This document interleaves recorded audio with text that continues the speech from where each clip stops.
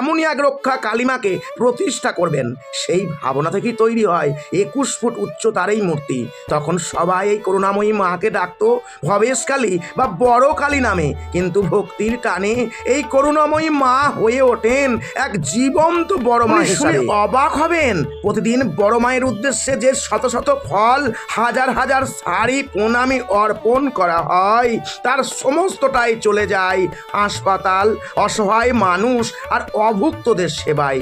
আর সেই কারণেই বোধহয় বলা হয় নৈহাটির বড় মা কেবলই মূর্তি নয়, দেবী যেন এক জীবন্ত আশীর্বাদ। কোনো ভক্তকেই আজ পর্যন্ত খালি হাতে পাঠায়নি। আর আপনি কি কখনো বড় মাকে দর্শন করেছেন? কমেন্টে জানান। জয় বড় মায়ের জয়।